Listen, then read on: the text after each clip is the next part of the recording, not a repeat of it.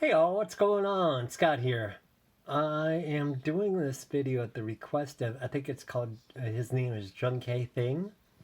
It was a question about the Missouri. He's thinking about getting this ship. So he was kind of curious as to what all is in it.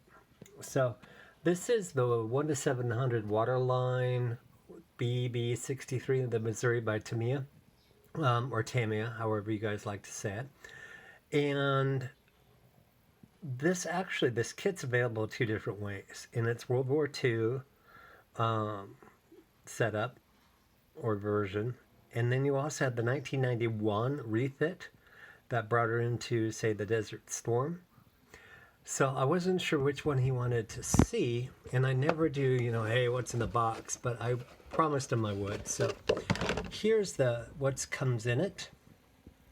And as you can see, sometimes I'll get a little frustrated with that two-piece hole. I don't know why they do that. A lot of the kits, it's just one piece. Just more room for error. And the detail's not bad. Now, I do know that for a fact that there are a ton of aftermarket kits for this. The photo etch. There's your main guns, your turrets, your secondary guns. So, the one good thing about Tamiya is they're pretty detailed right out of the box. But I do like to super detail.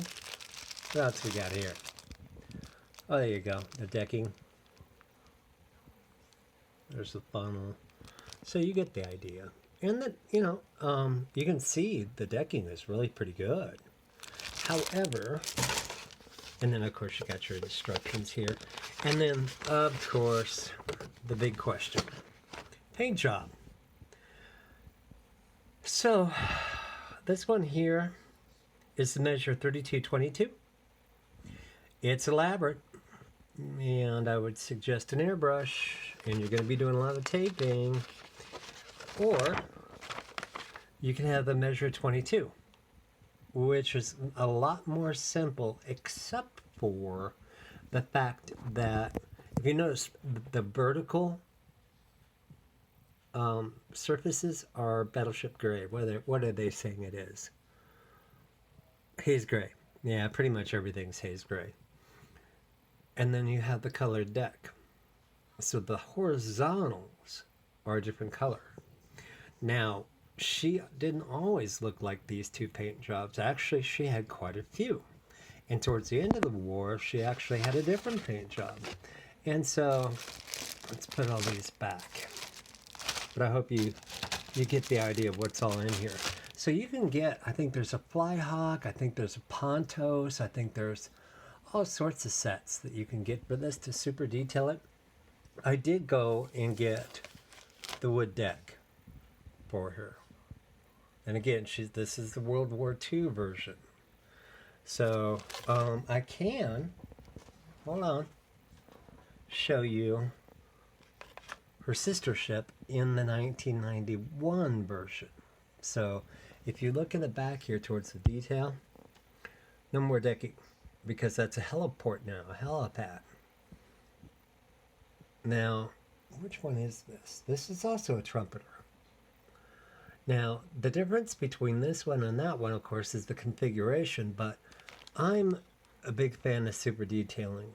Now, on some of the battleships, you don't necessarily have to go to this length to get the detail you want and save money. But if you notice on this one, and it was completely tooled different. This was all one piece. I didn't attach nothing. But there were a lot of blank walls. See all that? And I know for a fact on the ship, there's a lot of detail in there that's missing. Hence the reason I went with the Flyhawk aftermarket parts. So, that's the 1 to 700.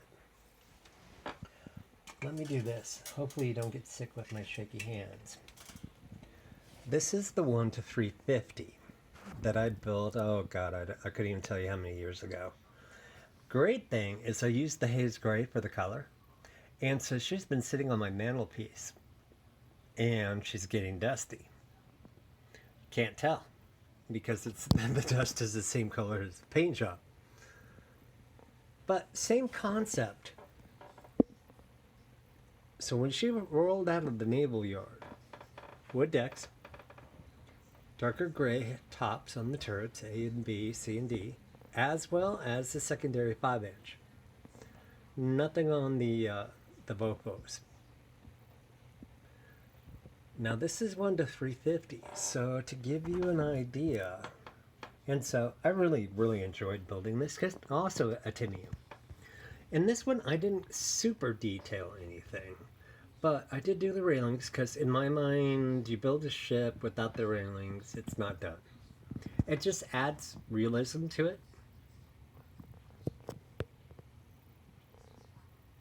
I don't know why this doesn't autofocus. And so when she came out of the shipyard, she wasn't painted in any special measure. She had wood decks. In fact, when she returned home, she had wood decks exposed. There you can see some dust. I'm not really sure how to clean that off, but it, you know, so far so good. It hasn't been bad, but you know, just the railing, you don't have to go to the extent of, I mean, you can and make a museum quality, but I just did, you know, the railings. Why are you not? There you go. And, you know, for the bridge, nothing special there. I just put it together and grabbed a very fine point pen and darkened out the windows. So to give you an idea on scale, that's the 1 to 350. We've been talking about the 1 to 700 that he asked about. So there you go. Just the difference in scales. So there's going to be the difference in detailing too. Now I know they make a 1 to 200, Trumpeter does. I already have the 1 to 200 Bismarck with all the fixings. And I have the 1 to 200 Titanic with all the fixings. And I think I had another question. Let me change my lighting here. Could you do the Titanic? Well, I built the Titanic 4 times. And I had the 1 to 200. But the 1 to 200 I'm saving. I probably won't even touch that for 5 years. And by that time, all the extra things that are coming out for it, the aftermarket parts are going to be cheaper. So, but this is, I got this for steel. Did I get that off of eBay? I don't remember where I got it, but somebody partially started, nothing major, they just painted the hole, and of course they did it wrong. They had the waterline wrong. So I'll be doing that one in a future video. But I just wanted to give you an idea, my friend, size, scale, what was in the box, what you can do with them, the various paint schemes, all of that. Oh, I think also on this one, besides the railings, I did the rangefinders, the radar detector. And then you can tell that that one gun tub right there is a little off center. That puppy fell off like 5 times. I kept busting it because of, you know, I don't know how you guys build your ships. It depends on if I'm going waterline or full hull. Some people say, you know, screw the directions and build in sub-assemblies. I say screw both of those. If it's going to be a waterline, I start from the main deck and work up in sections. Why? Because I usually have the base, the hull already in its water. So I have no other choice but to build up. I can't pick it up and, you know, manipulate. But anyway, I hope, Junqi, this answers your question. And I'll talk to you soon, guys. Bye.